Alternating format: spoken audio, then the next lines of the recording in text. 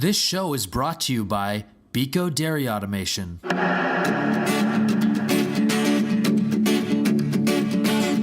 You have tuned in to the Agribusiness Dairyman News Hour magazine, your 1 hour all dairy connection. We call it the Dairyman source for news, ideas, information, and technology, mixed with a double dose of current market conditions. The what, the why, and the how things influence the amount of money dairy producers receive for their daily milk deliveries.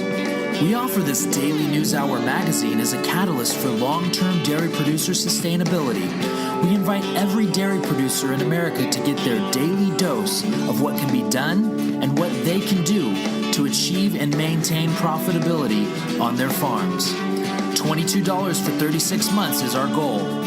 We advocate there is a way forward. We invite dairy producers to come listen, learn, and participate. This is a no-complaint zone. We talk solutions. So get out your pen and paper. And now, here's your host of the Agribusiness Dairyman News Hour magazine, Mr. Tom Van Nortwick, owner of Agribusiness Publications, publisher and editor of the Agribusiness Dairyman magazine.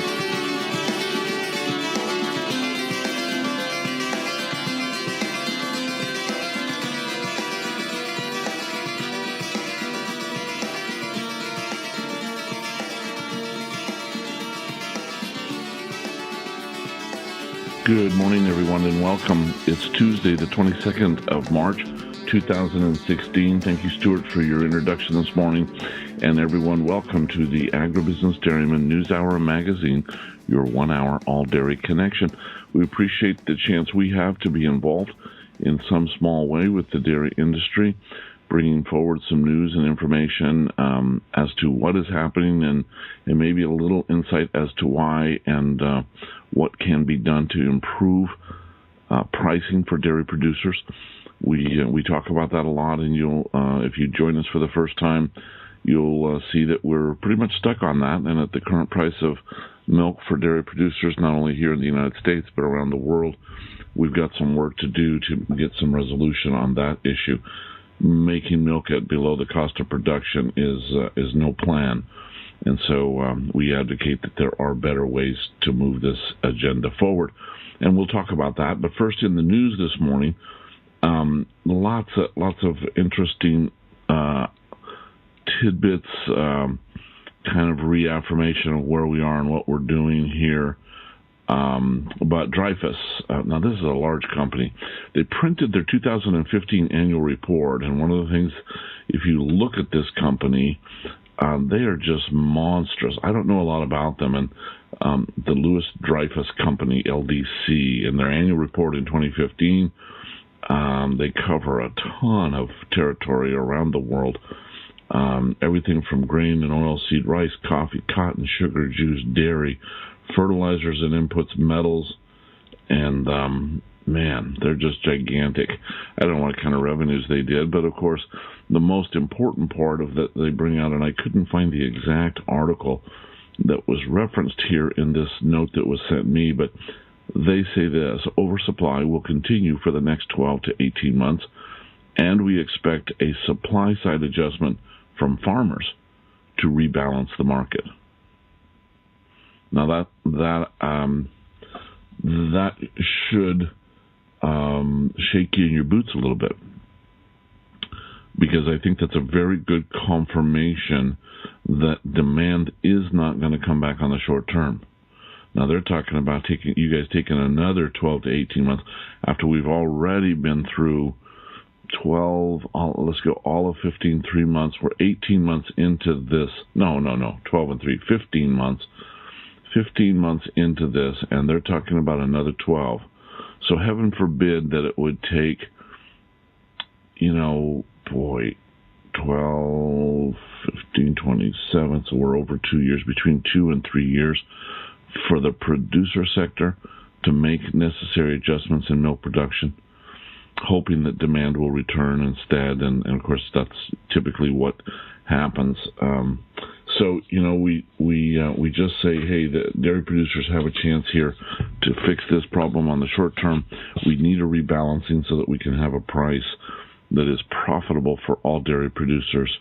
The report came out from Serena Sharp at the end of last week from the Daily Dairy Report and her market analysis, and we'll cover that today real quick, and then move on. Ronald Bryan will be joining us in just a few minutes with the blocks and barrels trades, and as long as we can get our system to tie into his conference call, we'll make sure that you get to hear that. The blocks and barrels, powder and butter can be somewhat boring, and you go, oh, it's a big deal. Well, the reason it's a big deal is because it's what will eventually determine what you get paid for your milk. And so we want more and more producers to be aware the CME is the price setter. The amount of material used or sold, bought and sold at what we call the dairy garage sale, does determine what you get paid, and it isn't very much volume that they move through there, sometimes more than others, of course, and sometimes nothing. Sometimes just a bid, sometimes just an offer. And it has an impact on what dairy producers get paid. So it's where things happen and the why and what for, and then the overall impact is what we're trying to get you as a dairy producer to better comprehend.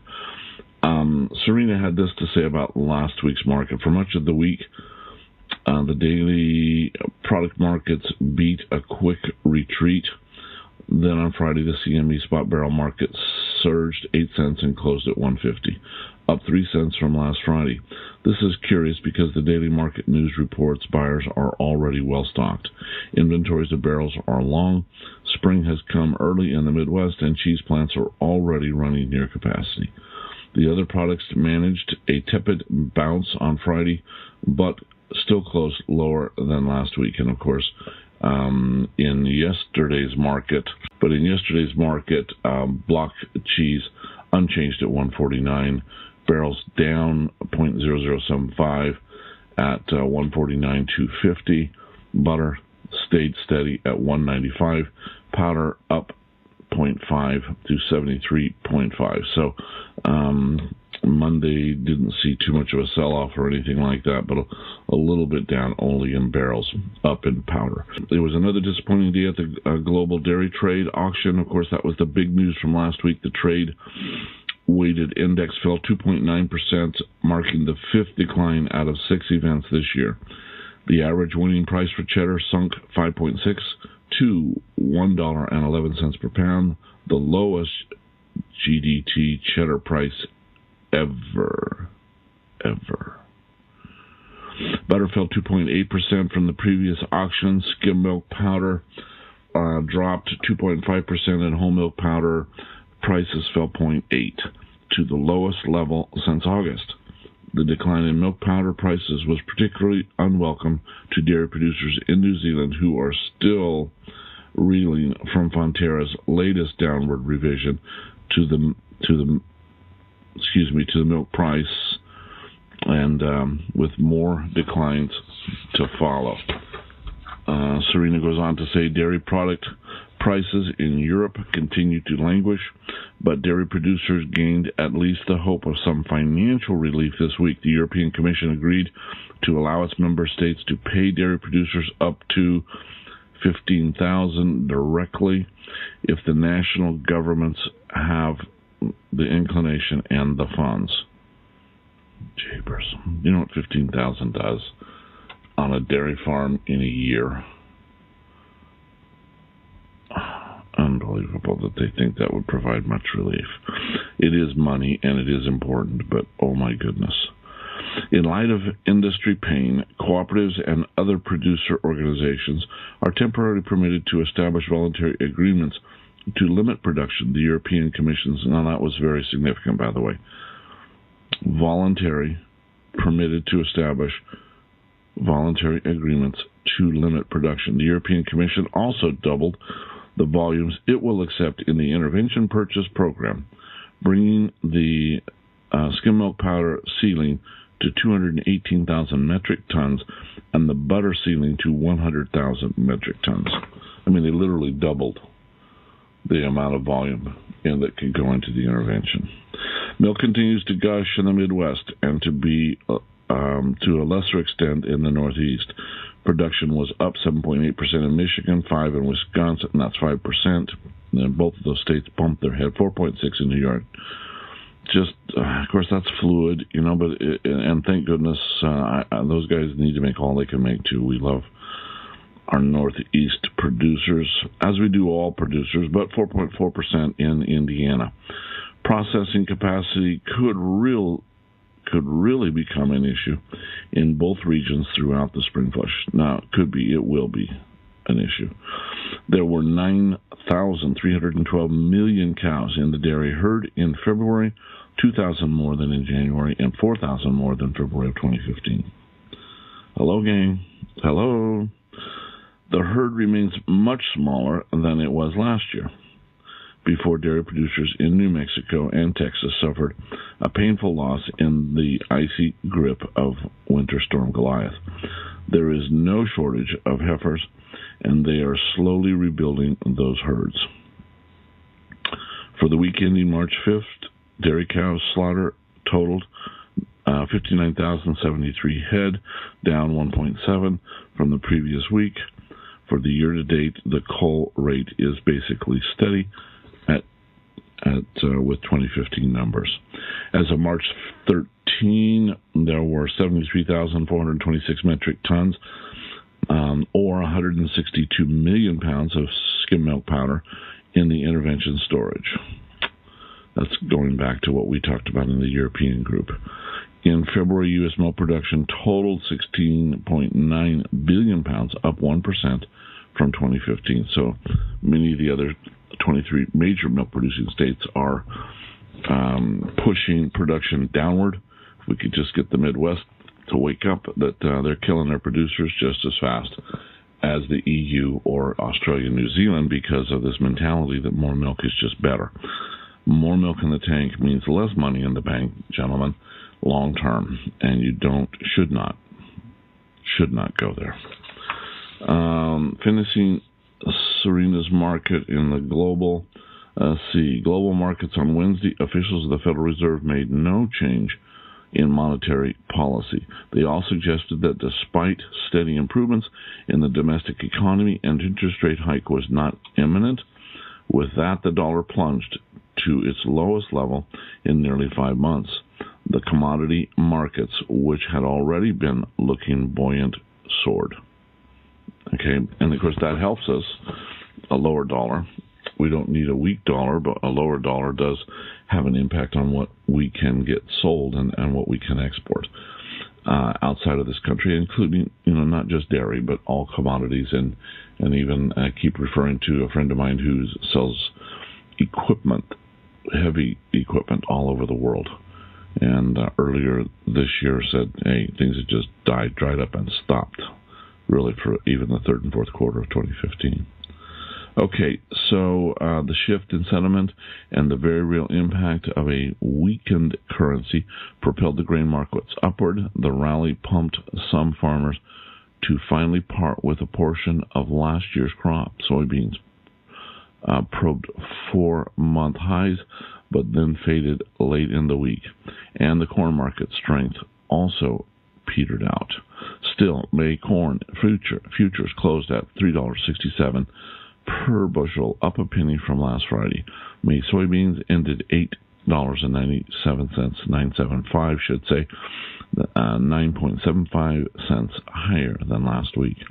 Without a shift in the currency, the grain markets will be in a holding pattern until the forecast dictates a change in direction. Abundant inventories will limit but cannot completely eliminate the volatility that typically accompanies spring weather. The real fireworks, if there are any, will come this summer. And of course, and thank you, Serena, nice job, always to the point and covers it so darn well. And we're grateful to have that as part of what we're able to share with dairy producers every day. We're going to jump into Ron O'Brien's markets this morning. Hang on while we get us connected. You are listening to the Agribusiness Dairyman News Hour magazine, your 1-hour all-dairy connection. And we're going to be going to the Chicago Mercantile Exchange for just part of the morning, and then listen in to what's going on there. Hello, I'm Eva Strang, Education Coordinator for the Allied Milk Producers.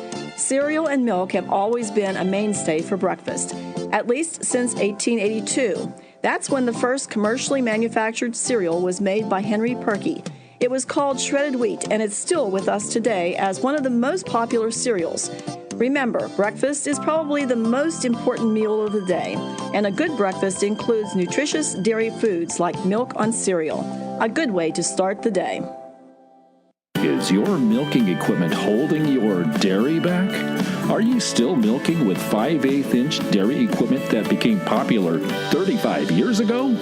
Your dairy's production and milking goals have changed. Shouldn't your dairy equipment be able to meet the same goals? Beco Dairy Automation can help with industry-leading, innovative dairy equipment that eliminates all restrictions in the milk path of your milking parlor. Eliminating the restrictions in the milk path improves production, milking flow rates, parlor throughput, and ultimately better udder health for your cows. Beco Dairy Automation is your partner for success, delivering unrestricted, durable, and profitable milking equipment to today's commercial dairy. To learn more, call us today at 1-800-344-7166 or check out our website at www.becoknows.com.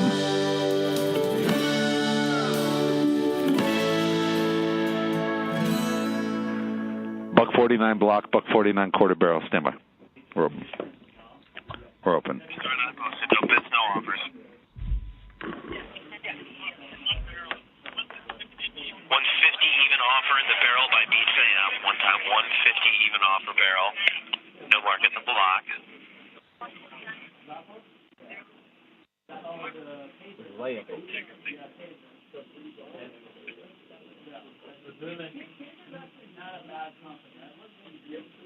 30 seconds in here, nothing posted block, just a 150 even offer in the barrel by BJM one time. No bids barrel. No, we didn't do it on anyone. No, we didn't do it on anyone, but it's just like if butter stocks are down today, you can pay. You can pay. Okay? I would pay mine. I would like to be there. That would be viral in our industry. We won't need to worry about it. For ALS, butter stocks are down today. Live. Got a minute to go here. Still just one barrel offer to 150 even by BJM.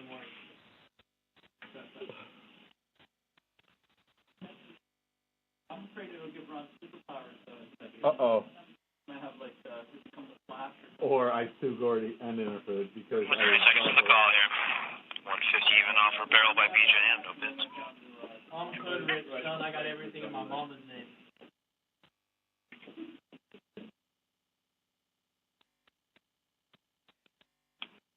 15 seconds till the call. The Obama cast for a handshake.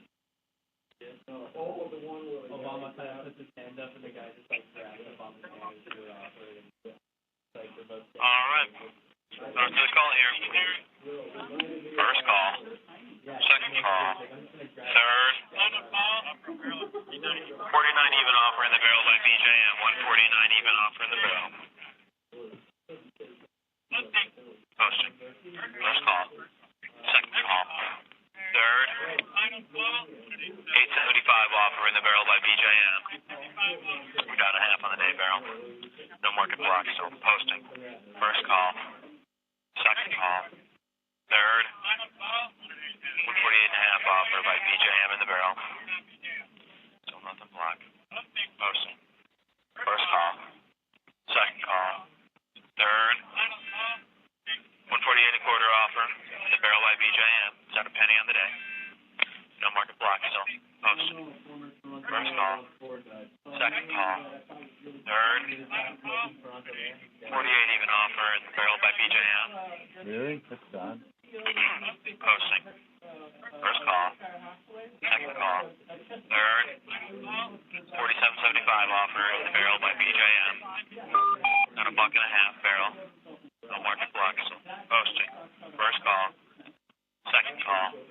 Third.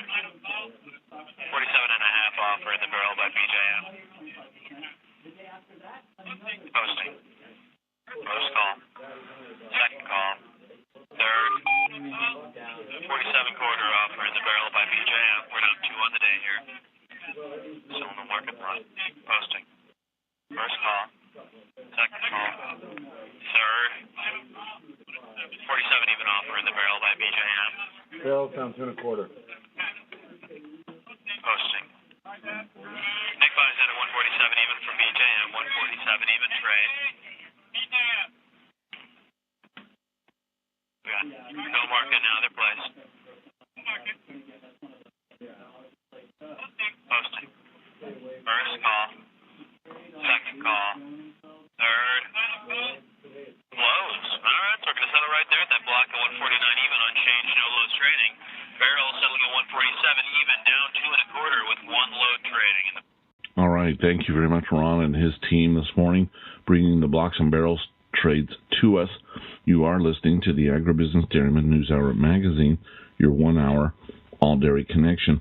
This morning, in a little bit of industry news, the Coca-Cola's interest in Fairlife milk products.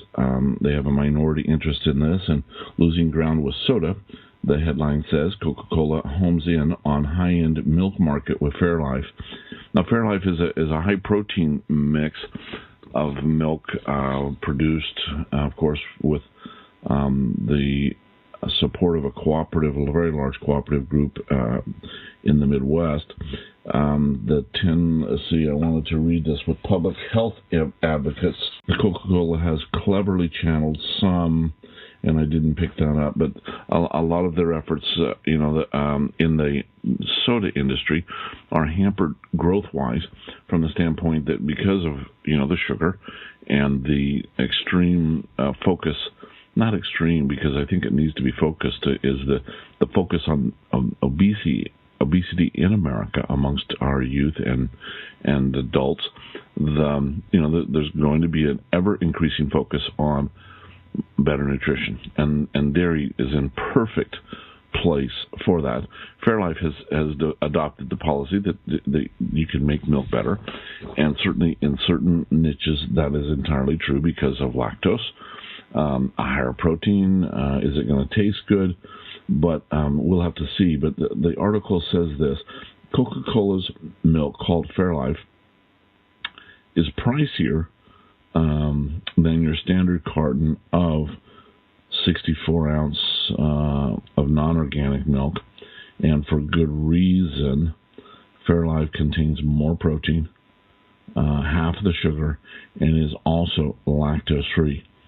All those perks have been carefully put together in a cooperative venture with Coca-Cola. They are marking this Fairlife brand. I have not tasted it personally. I need to go do that sometime. I haven't even seen it on the shelf that I know of, but that's because I really haven't looked, and I should do better than that. But anyway, Coke's investment in Fairlife, in which the company has a minority stake with the Midwest Cooperative, is so far paying off, according to this article. In 2015, despite cereal consumption falling in the millennial demographic, and the funny part is the article kind of highlights that cereal's a little too, what is the word? It's too time-consuming to have a bowl of cereal. Not quite convenient enough for the kids, I guess. A big part of the company's appeal is its commitment to the sustainability of farming methods, their care of animals, and that's a huge focus that we need to convey. And so, congratulations to them in their effort to do that. That they're doing the very best they can to produce the highest possible quality, and in that entire effort is what they're doing with the animals and how they're caring for them and processing and all these things. Probably, I think, a little more open. I think that's this closed mentality is not good for farming and for dairy in particular, animals. of all kinds where they are being raised for the marketplace, human consumption. We need to do well to be open and but have our stuff together so that we don't have a problem. Picture perfect is what we call it. But anyway, for Coca-Cola, premium milk is the pure and press-friendly answer to its soda woes. Talking about Coca-Cola, of course.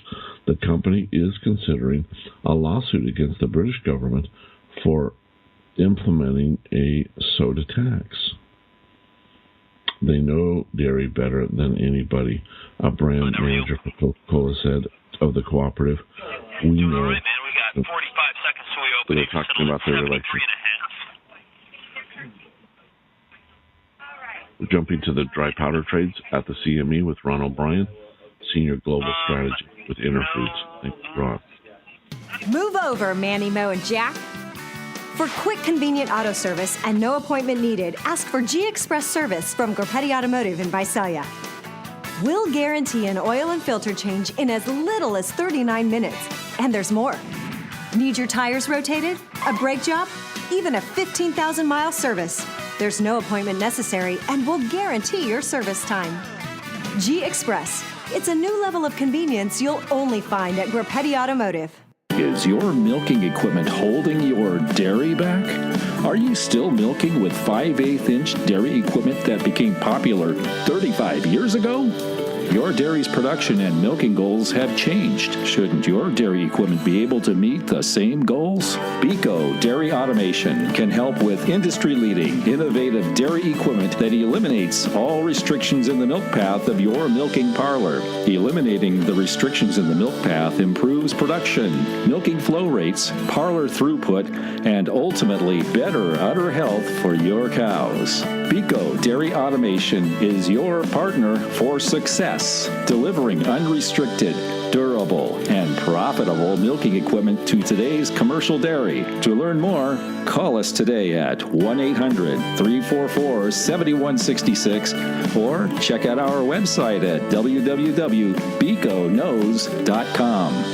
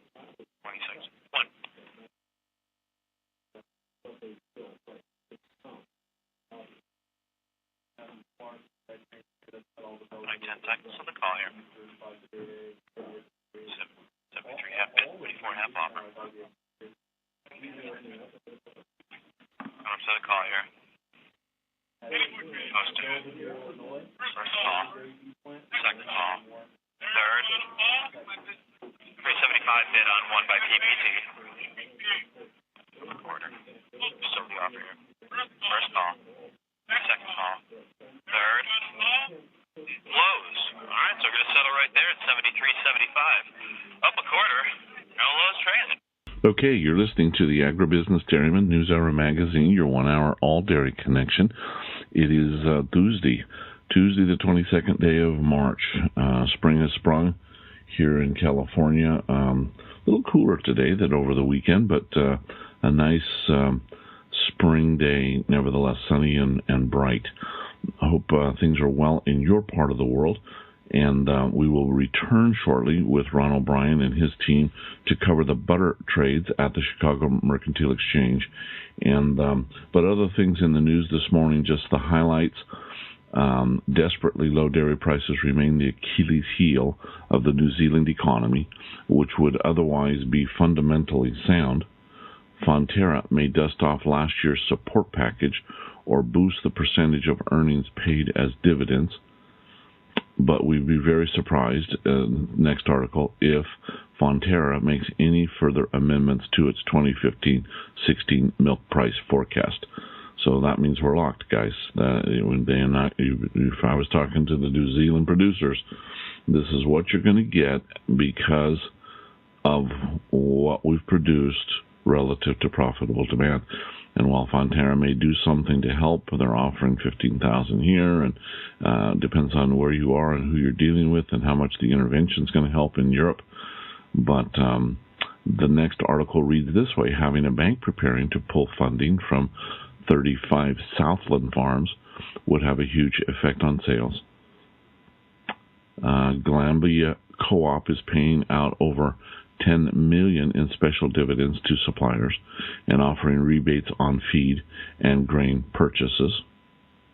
Warmer than typical February and March temperatures has many farmers across Illinois, Iowa, and Indiana itching to get into their fields. And of course, we may be already experiencing some of the spring flush with those warmer weathers. Sometimes spring flush doesn't have as big a flush as it might. It depends on the weather and the conditions that the cows have been experiencing. We've seen that happen before. Here's an interesting statistic this morning, comes out in the news. 95% of the world's consumers live outside of the U.S. So we basically represent 5% of the world's consumers of products, goods, services.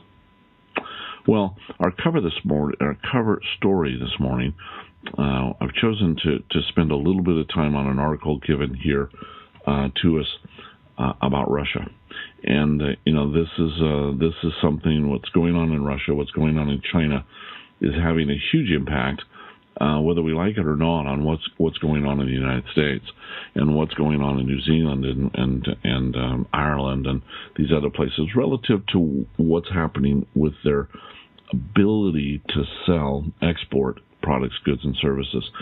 And so we'll be covering that. We'll get into that in a bigger way right after the butter trades with Ron O'Brien. But our cover this morning is on Russia. Framework for launch of intervention in the milk market to be completed by June the 1st, 2016. And so we'll have that article and covered it. I wanted to pull up an article from the business desk of Scoop, which is an independent news service, and covering Australia and Oceania milk prices, and all under the control of Fonterra and others.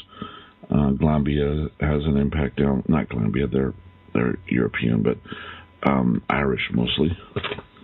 As I learn these things, it's fun to see where all these people are connected into what part of the world, and it really is a global market. We'll talk about that sometime. But I wanted to. Prime Minister John Key says that he understands dairy is weak at the moment. However, prices are temporary, and compared to some things, prices are temporary, but they're going to be, based on everything we see, a lot longer. In a few weeks' time, New Zealand officials are heading back to an agreement with Asia's largest economy, struck in 1998. It works very well for us, but actually we have outperformed it so well that we want to get even better access. Because what's amazing about New Zealand, Australia, and Fonterra's exports is that I saw a statistic the other day that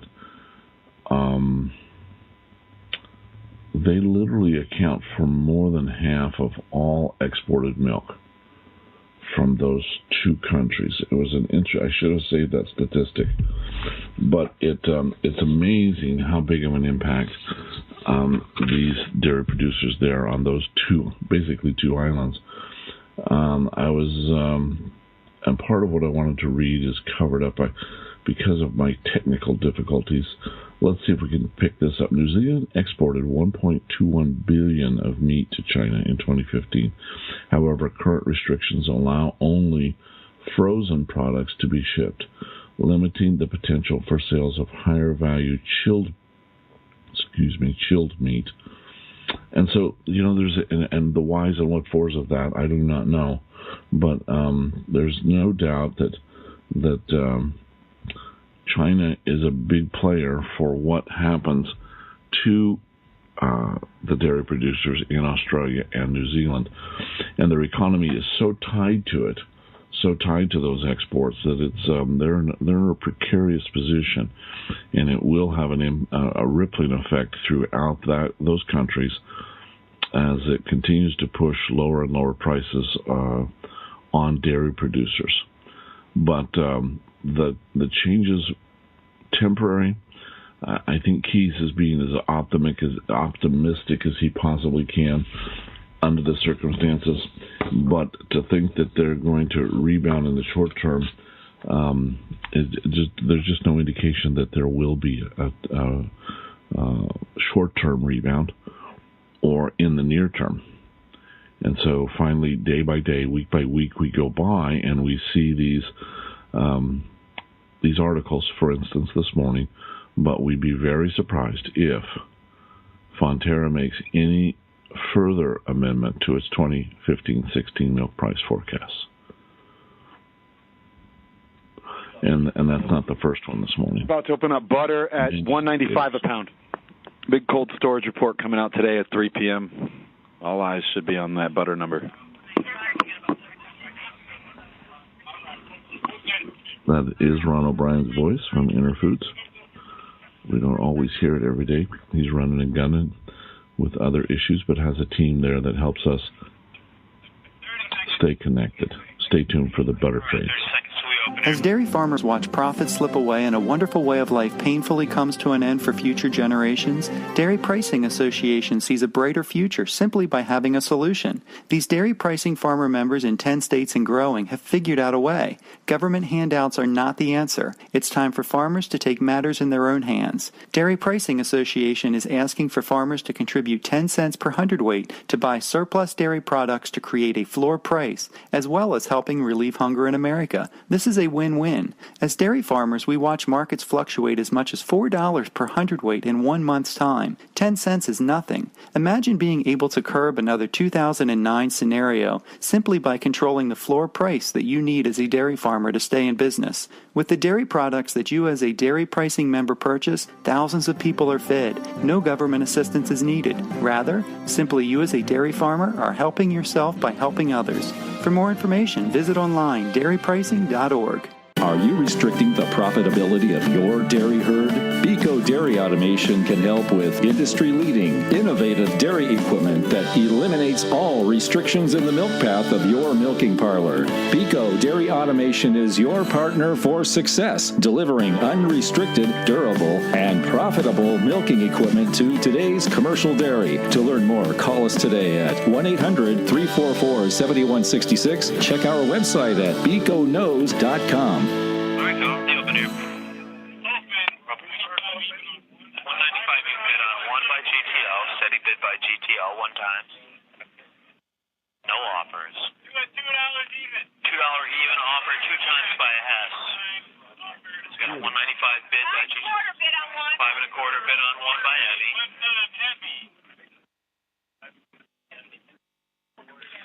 95 and BGM sells one at 95 1/4 to Heavy. 95 1/4 trade. Still 2 offering at $2 even by Hess. No bid right now. 5 1/4 bid on one by Heavy. 5 even bid on one by Heavy. 95 even bid on one by Heavy. T sells one at 95 even to Heavy. 94 even bid on one by KBC. 2 times by half. GTL bids 94 even behind. 4.5 bid on 1 by Abby. 5 even bid on 1 by Abby.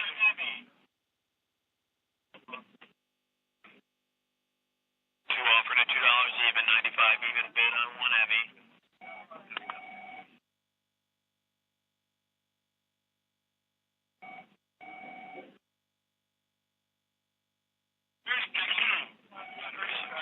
$5.25 bid on 1 by KPC.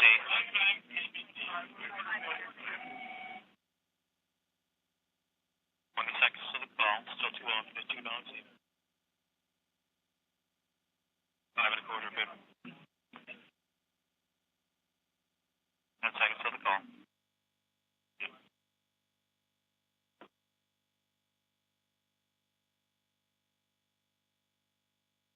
All right. Going to the call here. Posting.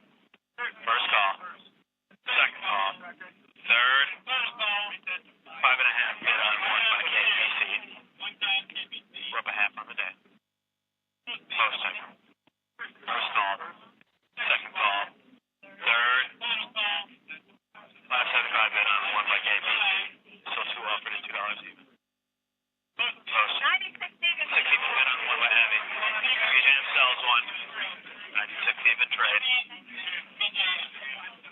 Still 5.35 bid on 1 by KPC. Line is 3 all day here. Posting. First call. 6.25 bid on 1 by Abby. T sells that at 6.25 to Abby. Still 5.75 bid by KPC here. 2 offered at $2 even. 96.25 last. We're up $1.25. 4 loads traded so far. Second call. 6.5 bid on 1 by Abby. BJM sells that. 6 even bid on 1 by Abby.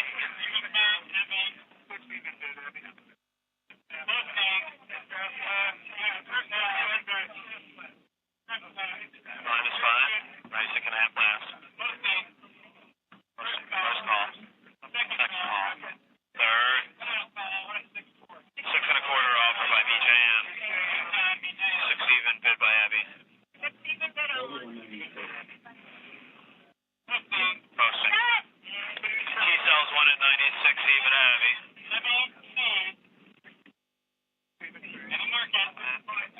195.5 bid on 1 by KPC.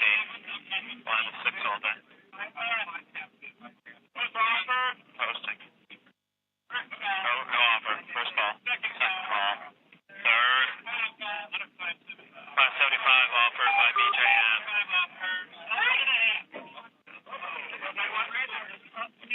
BJM sells 1 at 95.5 KPC.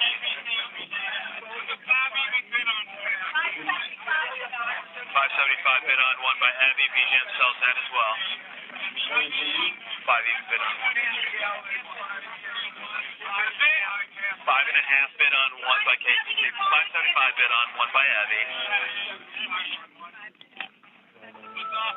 No offer here. Posting. First call. Second call. Third. 6 even bid on 1 by Abby. S sells that. 96 evens. Right.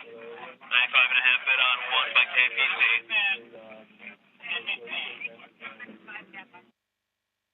5.5 bid on 1 KPC. No offer. First call. Second call. Third. 5.75 offer by BJM. 5.5 bid on KPC. Abby buys in at 5.75 from BJM. 5 even. 5.5 bid on 1 by KPC. No offer. Posting. 5.75 bid on 1 by Abby. Posting. First call. Second call. Third. Close. All right, so we're going to sell it right there. 195.75 up 75. 10 loads traded. There we have the better trades. A lot of volume moving this morning. 10 loads is good. to go on somebody's dinner plate at Easter and beyond. Thank you for joining us. This is the Agribusiness Dairyman News Hour magazine, your 1 hour all dairy connection this morning, covering our news and markets as usual. And thank you for joining us. The cover story for this morning stems from the fact that we've all watched as Russia has continued to advance its interests in the Balkans, and in doing so some time ago, economic sanctions were brought to bear on Russia, and Russia retaliated by preventing the importation of certain commodities from the countries who NATO and the European Union allies, and said, fine, you can't sell your stuff here either. You want to give us a problem, we're going to give you a problem right back. And so as a result of that, the European Union and their milk producers and processors have been looking for other places to put their products. And that has, now you've got very competitive products, in some cases closer to their final points of destination than even definitely what we can produce in the United States, and even closer to the point of destination than what Fonterra in New Zealand, Australia could be producing. So this, when I saw this article this morning, it was easy to access and maybe give us a little bit of a framework from which to better understand Russia. And the sad part is that it's not probably going to have a big impact for change in the near future for the European Union, and certainly not before they lose a ton of producers in that part of the world who are reliant upon some of those markets for their milk and milk products. So this one, out of the Ministry of Agriculture of Russia, the development of the regulatory framework for the launch of intervention in the milk market is to be completed by June 1st, 2016. To start the procurement mechanism and commodity interventions in the dairy market, Russia Ministry of Agriculture plans to, on June 1st, 2016, to complete the development and approval of all necessary regulatory acts, in particular the guidelines for the definition of thresholds of intervention prices for milk powder and butter, as well as the rules of trading, including the model agreement between the parties. Purchasing interventions are planned to be held in August, commodity interventions in September and October. Purchasing and commodity interventions on the market of milk and dairy products is planned to be carried out in 9 regions, reducing raw milk, most vulnerable to fluctuations in production volumes and the prices of raw milk, as well as possessing the drying capacity.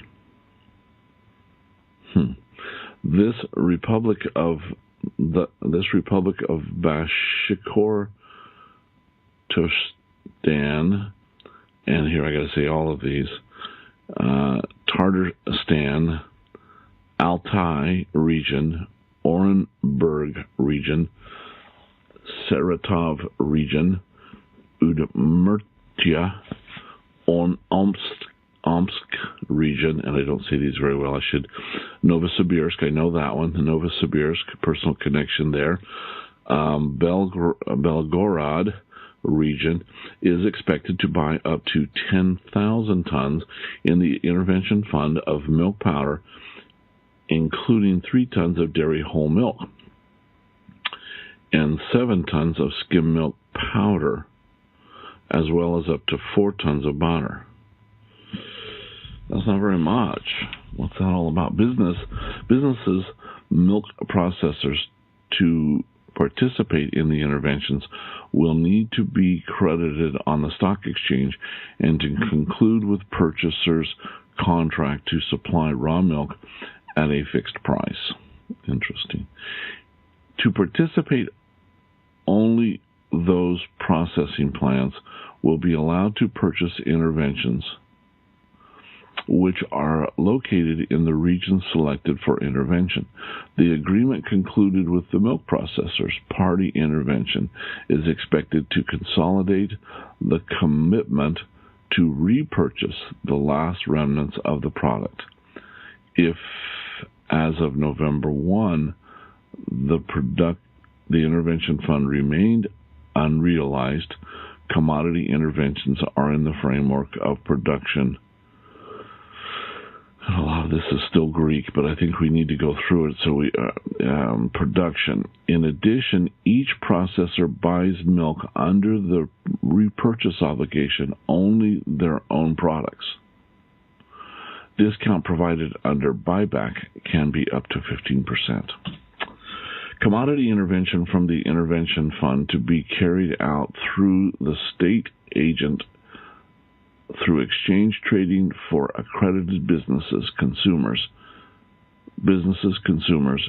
and consumers which have no plans to bring any specific requirements, including the limitations of the location. Oh boy, that didn't tell us much.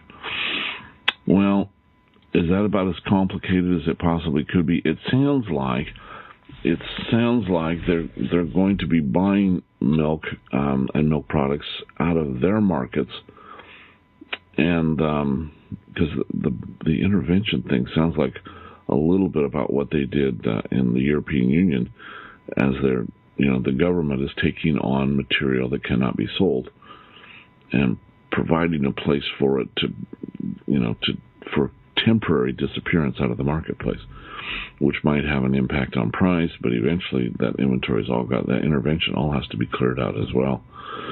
So not as favorable as you might like. So again, I think it's somewhat typical of Russia. Just much to do about nothing. We'll have to see. I'm sure this is serious work for somebody, but we're not talking about some serious volumes here. 10,000 tons in the intervention fund of milk powder. So 3 tons of dry whole milk, big deal. 7 tons of skim milk powder, as well as 4 tons of butter. There's more butter than that moved on the CME today. 10 truckloads, 40,000 pounds. So that's 20 tons per truck. So, like I say, much to do about nothing possibly, but somebody takes it real serious in their part of the world.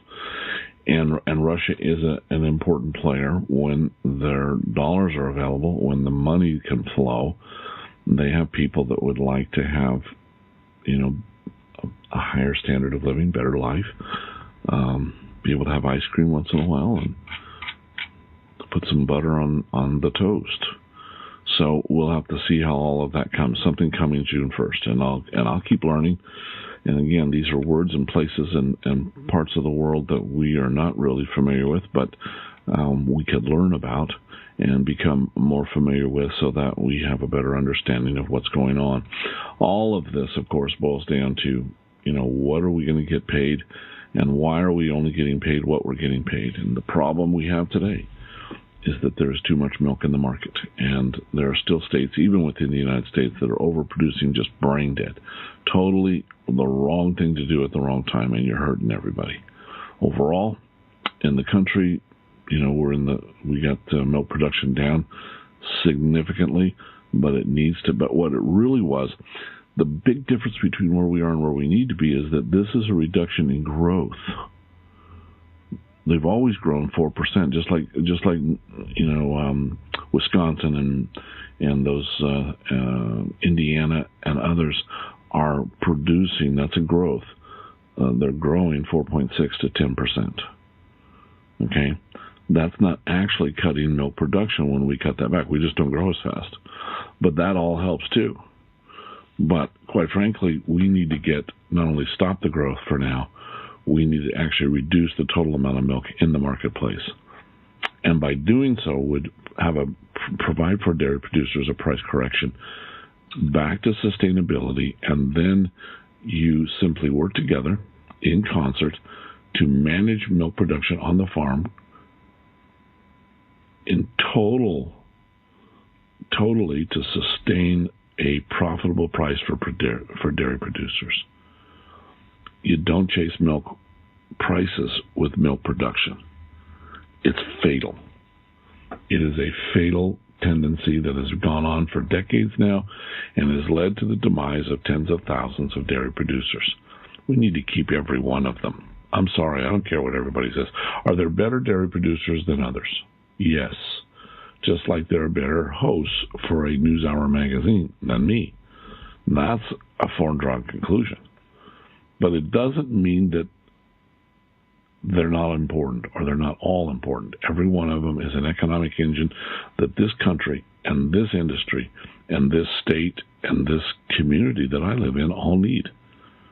And whether they're in your community or my community, a dairy is a very important economic engine to all of agriculture and to the entire economic health and vitality of our state and our county and your state and your county. So our recommendation is we keep them all. Help them, sustain them, find ways. And, of course, even invoke improvements so that we have the best possible product being produced by every producer nationwide.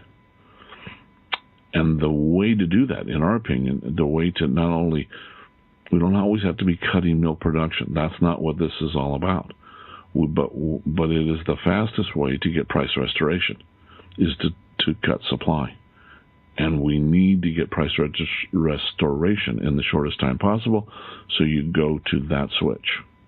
The other thing that you can do is to be prepared and buy up these excess products out of these inventories and send them to Feeding America. Have Feeding America come and pick them up and get them into the hands of the 60-some million people in the United States who are dairy deficient and could benefit dramatically from with the purchase out of inventory and the donation of those food products to the very people who are quite capable of distributing them in the shortest time possible and meeting the needs of a very large segment of the population who do not get dairy on a daily basis, much less with every meal.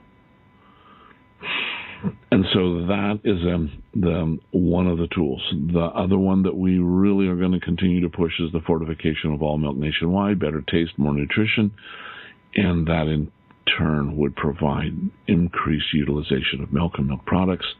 Better taste would spawn a revolution. Stop trying to push the 1%, 2% on the kids. Leave them the heck alone and give them a glass of milk. Would you do that, please? Just give them a glass of milk, whole milk. It tastes great. Keep it cold. Gosh, it's got to be cold all the time. And the processors and manufacturers have to demand that retail keep milk at a particular temperature. Pick the number, and I forget what it is, but whatever that number is, when you just drink it, it's cold. It's almost too cold, but not really. I don't think you can get milk too cold. And so these are some things that we can do, the dairy producers can sit in common. Capper-Bolstack 1922 affords you that opportunity to determine the best price for milk based on what it's costing you to produce it. You need to be able to name your margins. You have the ability to do so. We just recommend that you stand up and do it. Dairy leadership is critical and necessary and will be a very important part of the future that we see in the U.S. and global dairy markets. But we cannot continue to be the lowest priced producer of milk in the world. You can't compete there. You don't want to go there, and we don't need to. And stop letting everybody try and convince you that's the only way to go. It's not the only way to go. There's other places, other opportunities, other possibilities. Well, we've had enough. That's our cover story for this Tuesday morning. we didn't get a lot out of it, I'm afraid, about Russia and what they're really planning on doing and the workings of Russia. I have no knowledge of how all that comes together, how much milk they make, how many cows they have, how much are they reliant upon importation of milk and milk products. I think they're very, very reliant. But we have a gentleman running the country who I don't ever think he has the best interests of his people at heart. It just doesn't appear so. He even confiscated black market products in dairy. And instead of, I don't know whether they went to the reigning people, whoever's in charge got the best. But the intimation was that they destroyed them instead of giving them to their people. So that's not a great leader in my book. Sorry. If he's not taking good care of his people, if he's not getting along with his neighbor, he's the wrong guy in the wrong place at the wrong time. He doesn't deserve to be there. You take care of your people. That's what a leader does. You provide for the basic necessities. The Constitution of the United States spells it out very clearly. Life, liberty, and the pursuit of happiness. Is there life, liberty, and the pursuit of happiness in Russia? In North Korea? Are they getting along with their neighbor? We were talked to by the Pope. You know what? Treat people the way you want to be treated. That's a great rule. It's a basic, very basic rule. And if that leader's not doing that, if he's not treating his neighbor the way he would want to be treated, the way he'd want his people to be treated, wrong guy, wrong place, wrong time. And the people need to say, you're gone. No more. We're not going to live this way. There's no reason for that much drama in those two countries. None. You can work together. Find a way. Make it happen. Grow up, for crying out loud. Stop it. So, and because we've been taught better, we know better, and it has far better results, far improved ramifications over time especially. Thank you for joining us. We'll be back on Wednesday, 8:30 a.m. in the Pacific Time Zone, 11:30 in the East, when again we'll meet here on the Agribusiness Dairyman News Hour magazine, your 1 hour all dairy connection. Everybody have a safe day. Bye-bye. Imagine life without cheese. Okay, it's a horrible thought, but we're only pretending. Pasty pizzas, blah burritos, colorless casseroles, the mind boggles. Cheese transforms the eating experience. It can be creamy or crumbly, sharp or sweet, hot and gooey, or room temperature. With hundreds and hundreds of different varieties, cheese can really add zing to your meals. Behold the power of cheese, presented by the Allied Milk Producers. Pico Dairy Automation is your partner for success, delivering unrestricted, durable, and profitable milking equipment to today's commercial dairy. To learn more, call us at 1-800-344-7166.